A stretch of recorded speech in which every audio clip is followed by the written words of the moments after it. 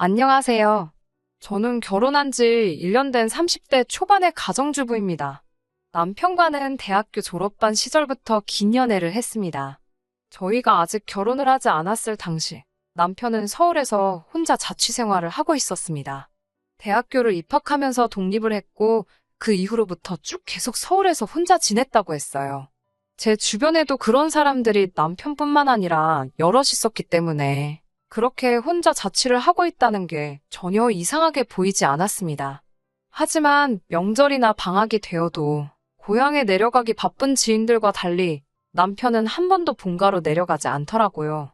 방학 기간은 그렇다 치더라도 명절에는 가족들 생각이 나고 만나고 싶을 법도 한데 늘상 혼자 비좁아 터진 자취방에서 머무는 게 일이었어요. 저희가 연애를 시작한 지 얼마 되지 않았을 때입니다.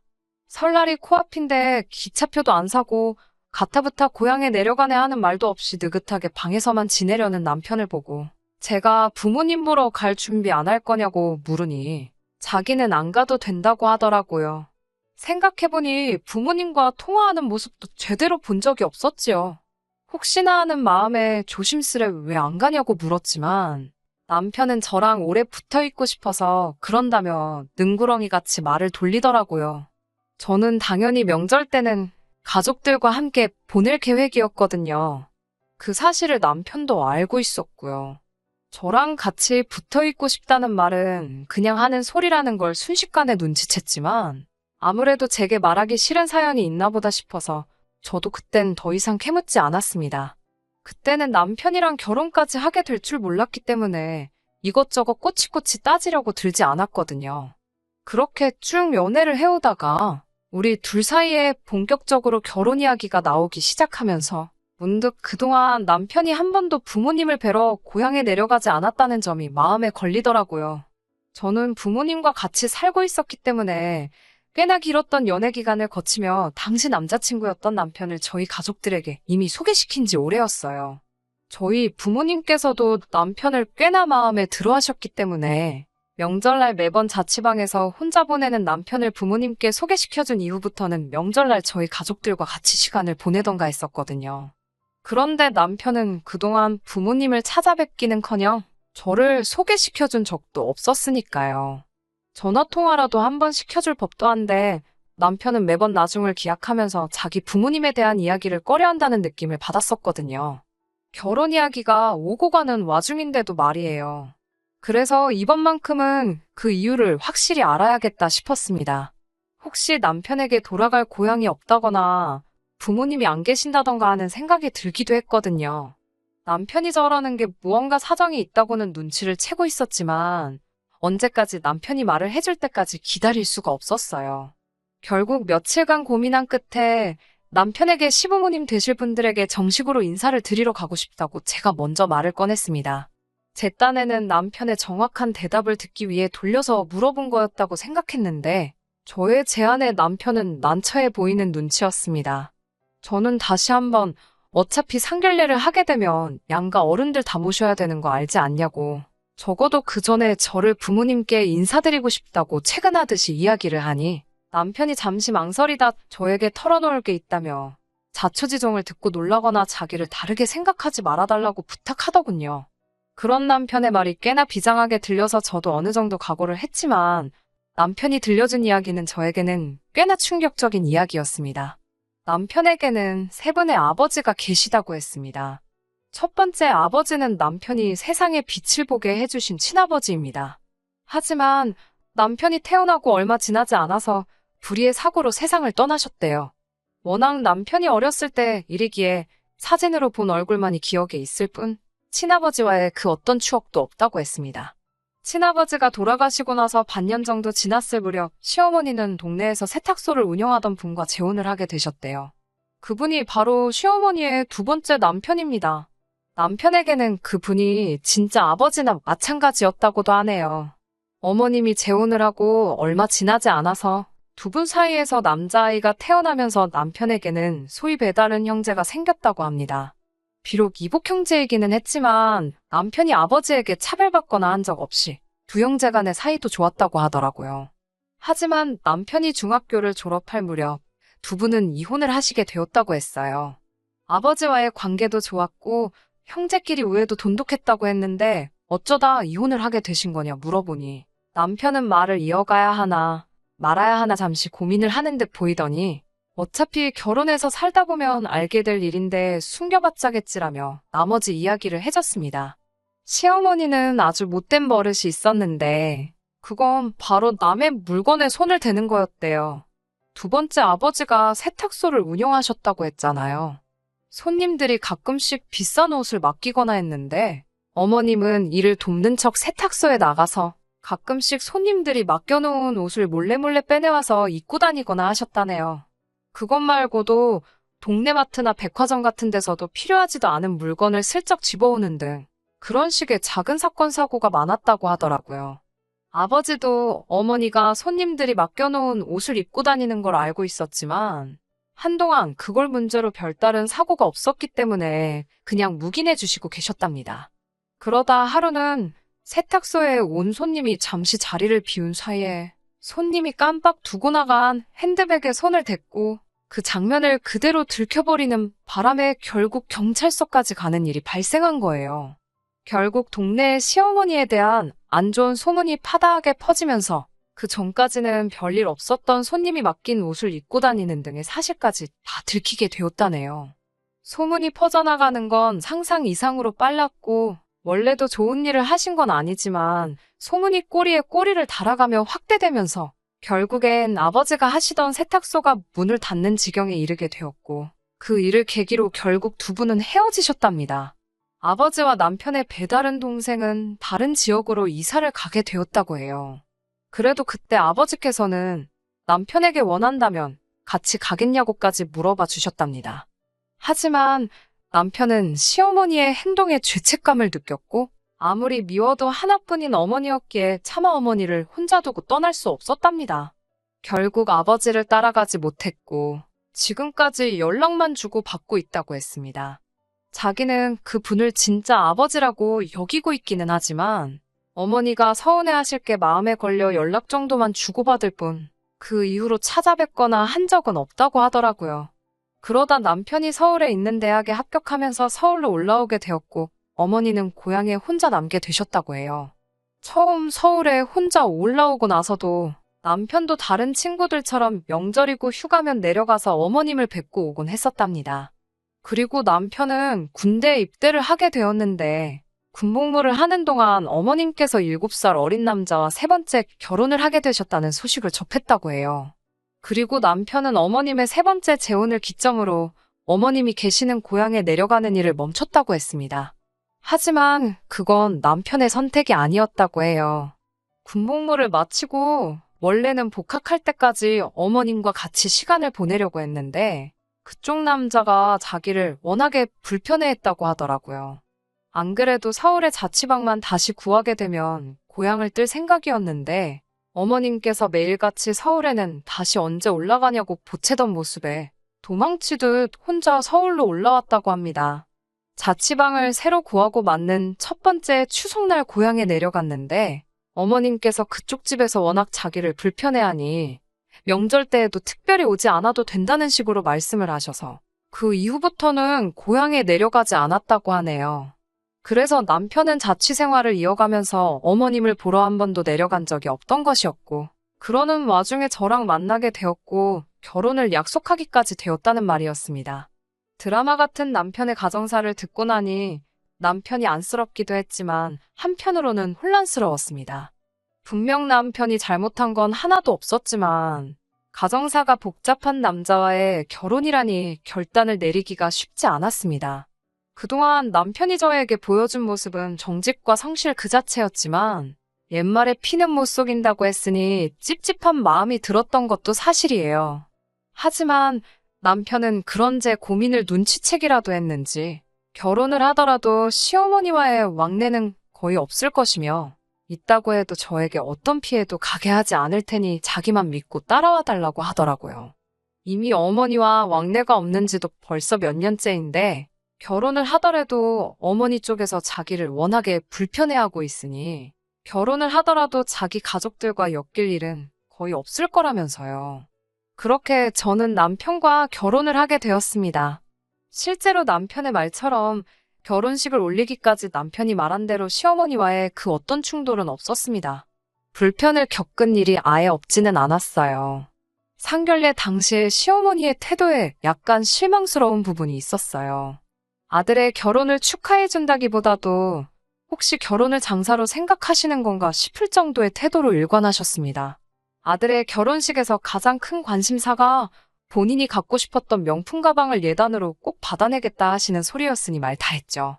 상견례 자리인데도 남편은 몹시 화가 나서는 그런 식으로 나오실 거면 결혼식도 아예 나오시지 말라고 어머님께 큰 소리를 치더라고요. 그 모습이 참 믿음직스러웠습니다. 남편은 어머님과 관련된 일로 제가 신경 쓸 부분이 없도록 하겠다고 호언장담을 했어요. 상견례 당시에 보여준 모습도 있었기 때문에 그 모습이 신뢰가 갔습니다. 하지만 남편이 다짐과는 달리 생활은 생각하지 못한 방향으로 흘러갔습니다. 저희가 결혼하고 얼마 되지 않았을 때입니다. 시어머니께서 저에게 다시 저희 남편과 옛날처럼 잘 지내보고 싶으니 저더러 중간다리 역할을 잘해줬으면 좋겠다는 연락을 받게 되었습니다. 그때만 해도 저는 정말 어머님께서 순수한 마음으로 남편과의 관계 회복을 위해 노력하고 싶으신 걸로만 생각했습니다. 그리고 몇 주 뒤 시어머니께서 서울에서 지내게 되신다는 소식을 접하게 되었습니다. 지금 같이 살고 계신 분에게는 20대 중반의 딸이 있는데 그 딸이 저희보다 몇 달 먼저 시집을 갔다는 사실은 상견례 때 어머님이 말해줘서 이미 알고 있었어요. 저희 결혼식 날짜를 그 딸의 출산 예정일에 맞춰서 했으면 좋겠다고 하셨으니까요. 2번 왔다 갔다 하기 싫으시다고 하시면서 말입니다. 아무튼 그 신우가 이번에 출산을 하게 되면서 그 딸 산후조리를 해주러 올라오신다는 이야기였어요. 저는 속으로 친딸도 아닌데 산후조리라니 참 대단하시다는 생각을 했습니다. 그런 굉장한 모성애와 책임감을 다른 사람 자식이 아니라 당장 부모 사랑 충분히 못 받고 자란 것 같은 자기 아들에게 주셨으면 어떨까 하는 생각이 들었어요. 솔직히 산후조리를 도와주러 오신다는 말이 살짝 고깝게 들리긴 했습니다. 거기에 이어서 시어머니는 그래서 말인데라며 저에게 전화를 건 본격적인 이유를 꺼내셨습니다. 3주 동안 올라와 계셔야 하는데 그 집은 너무 작아서 당신이 계실 곳이 없다며 저희 집에 계시면 안 되겠냐는 거였어요.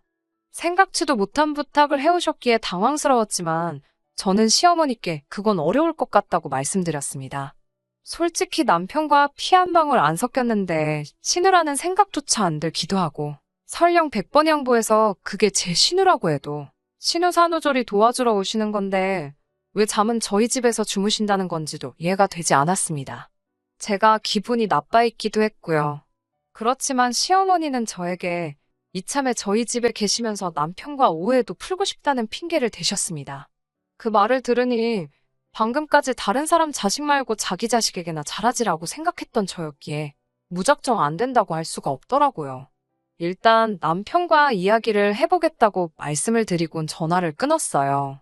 남편에게 전화를 걸어 방금 있었던 이야기를 전하니 남편은 어이없다며 깊은 한숨을 2-3번 내쉬더라고요. 하지만 남편도 제 눈치를 보는 듯 했습니다. 말투에서 약간 아쉬움이 남아있는 듯한 게 느껴졌어요. 결국 저는 3주밖에 되지 않고 잠만 주무신다 하시니까 작은 방을 내드리자고 했습니다. 솔직히 저는 그런 계산도 했습니다. 이렇게 제가 판까지 다 깔아줬으니 2사람이 앞으로 어떻게 되든 적어도 내 탓은 못할 거라는 계산이었어요. 그렇게 며칠 뒤 시어머니께서 저희 집에 올라오셨습니다. 3주 동안 아기 봐주러 오신 분 치고는 형형색색의 갖가지 옷부터 신발까지 짐이 참 많으시더라고요. 이런 건 문제가 아니었습니다. 진짜 골치가 아팠던 건 아기를 봐주러 가신다는 분이 아침마다 패션쇼를 하셨다는 거지요. 당신 옷과 가방뿐만 아니라 제 물건까지 손을 대시면서 말이에요. 물론 저에게 말로는 한번 걸쳐봐도 되냐, 신어봐도 되냐, 입어봐도 되냐며 허락을 구하듯이 말씀하셨지만 그건 누가 들어도 허락을 구하시는 게 아니었어요. 그리고 일단 제 것을 빌려가시면 제때 돌려주시는 법이 없었습니다. 예를 들어 올해 초봄에는 제가 큰맘 먹고 구매한 명품 가디건이 있었는데 그걸 말씀도 없이 빌려가서 몇 날 며칠을 입고 계셨어요. 결국 제가 돌려달라고 말씀드리니 그제서야 제가 아무 말도 없길래 제가 그걸 시어머니께 그냥 드린 줄 알았다는 황당한 변명을 하시더군요. 그래도 시간은 금방 흘러서 2주하고도 3일이 지났을 때였습니다. 이날의 사건만 아니었다면 저도 남편과 헤어지지는 않았을 거예요. 앞서 말씀드렸다시피 시어머니는 제 옷과 가방을 늘 탐내셨습니다. 그러다 하루는 친정어머니가 저에게 선물로 사주신 명품 가방을 이번에도 저에게 말도 없이 들고 아기를 봐주러 가셨더라고요. 그날따라 저도 저녁에 약속이 있어서 그 가방을 들려고 했는데 가방이 사라진 걸 보고 정말 짜증이 났습니다. 그래도 시어머니께 전화를 걸어 따지는 건 예의가 아닌 것 같아 참았습니다. 그런데 이튿날 드레스룸을 확인했는데 여전히 가방이 보이지 않더라고요. 결국 어머님께 제 가방은 어디 있냐고 물었습니다. 어머님은 신우가 제 가방을 보더니 기저귀 가방으로 쓰기 딱이라며 예쁘다는 소리를 하더해서 그냥 줘버렸다고 하셨어요. 그때는 저도 신경질이 나서 아무리 그래도 제 물건인데 그렇게 허락 없이 마음대로 남한테 주시면 어떡하냐고 한마디 했습니다. 어머님은 저더러 치사하다며 그깟 가방 하나 때문에 시애미를 가르치려 드냐고 오히려 적반하장으로 나오시더군요.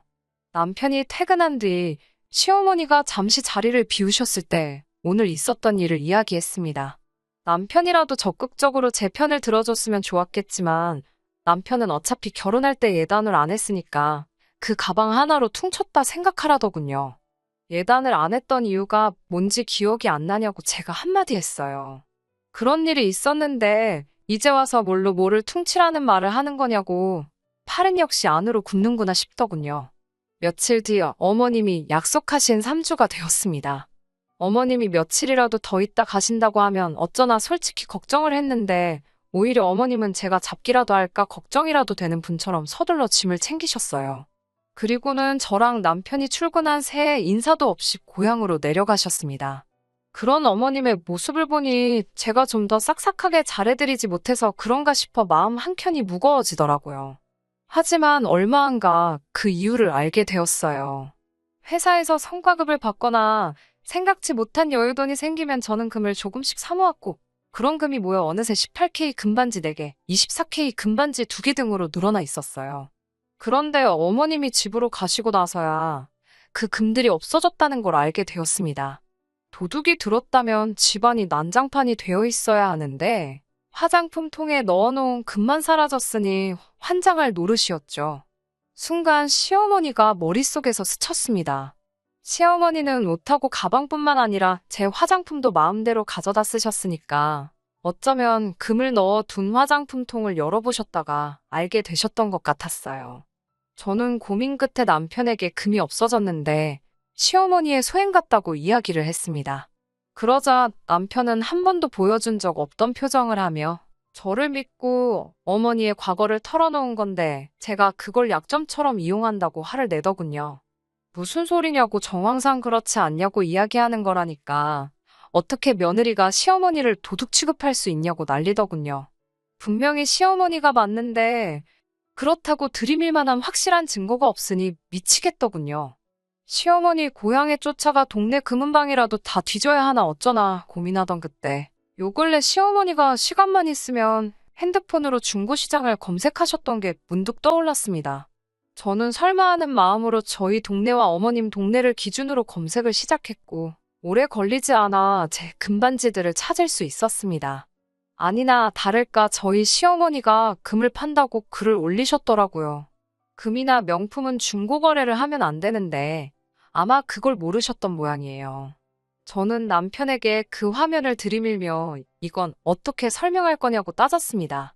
그제서야 남편은 시어머니 고질병이 도진 것 같다며 미안하다고 반지는 자기가 빠른 시일 내에 가지고 오겠다고 하더군요.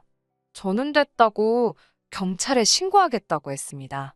남편은 가족끼리 그런 거 신고해봤자 소용없다며 그냥 이참에 진짜 예단했다 생각하고 마음을 비우라고 그러더군요. 그놈의 예단 타령은 어지간히 하라고 제가 남편에게 소리를 질렀습니다. 도둑 엄마 둔 주제에 뭐가 그렇게 대단해서 예단 타령이냐고 소리를 치자 남편이 저더러 말 다 했냐며 자기 앞에 있던 신문지를 저에게 집어 던졌습니다.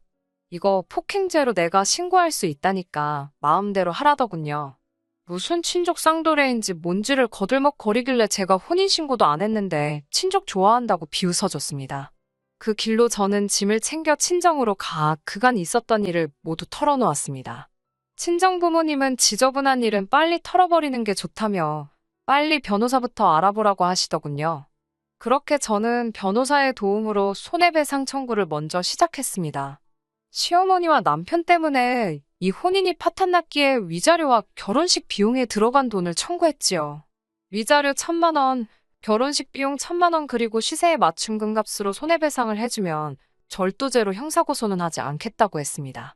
솔직히 하루라도 빨리 남편이나 시어머니와 관계를 끊고 싶었기 때문에 저도 일을 복잡하게 만들고 싶지도 않았거든요.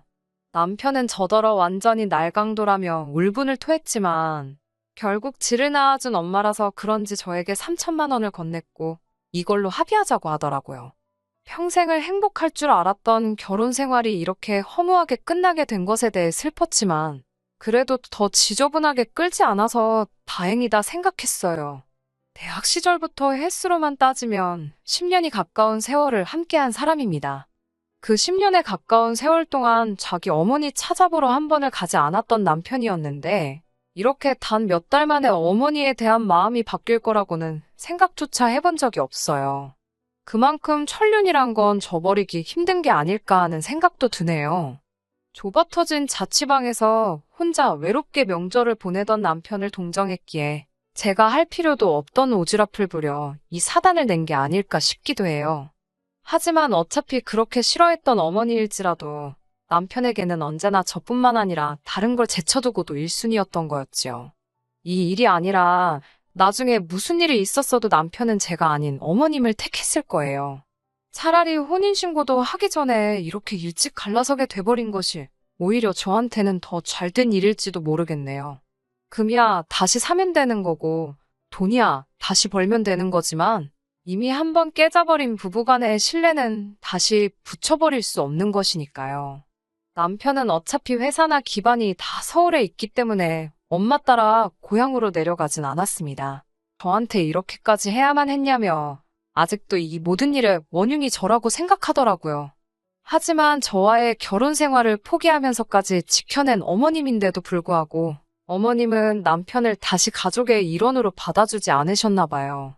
자기 때문에 아들의 인생이 다시 한번 만신창이가 되었음에도 결국 지난 설날에도 남편은 가족들의 따뜻함마저 느끼지 못한 채 또다시 혼자 외로운 명절을 보내야만 했었나 봐요. 이혼 후에 저에게 그 어떤 연락도 해오지 않던 남편이 후회하고 있다며 연락을 해왔거든요. 자기가 내린 결정에 대해 후회하고 있고 이미 연을 끊어낸 어머니였으니 두 번이 어렵겠냐며 저와 다시 시작하고 싶다고 어렵게 말을 꺼내왔어요. 하지만 더 이상 저는 남편을 위해 싸구려 동정심을 발휘하고 싶지 않았어요. 스스로를 그렇게 고립하고 외로운 삶을 선택한 건 그 누구도 아니고 당신 본인의 결정 아니겠냐고 했어요. 이미 저와도 부부의 연을 한번 끊어낸 사람인데 나라고 두 번이 어렵겠냐. 어머니와 나 사이에서 두 번 다시 당신을 줄다리기 하고 싶은 생각이 없으니 이번을 마지막으로 저에게 그 어떤 연락도 하지 말아달라고요. 스스로 자초한 일이니 그에 따른 책임은 당신이 지는 거라고 했어요. 남편은 앞으로도 쭉 혼자서 그렇게 외롭게 지내게 되겠지요. 제가 나쁜 사람일 수도 있겠지만 한편으로는 남편이 그렇게 평생을 잘못된 결정을 내린 후회 속에서 살아갔으면 좋겠습니다. 저나 남편이나 아직 전기 때문에 두 번째의 기회가 있을 테지만 적어도 이번 일이 남편이 다시 두 번째 기회를 갖게 되었을 때 진짜 중요하게 생각해야 할 게 무엇인지 교훈이 되었을 거라 생각하려고 해요. 아니면 그렇게 평생을 가족이란 울타리 없이 혼자 살아야만 할 테니까요. 끝까지 들어주셔서 감사합니다. 오늘의 사연은 여기까지입니다. 구독과 좋아요, 알람 설정 부탁드리고 더 좋은 사연으로 다시 찾아뵙겠습니다. 감사합니다.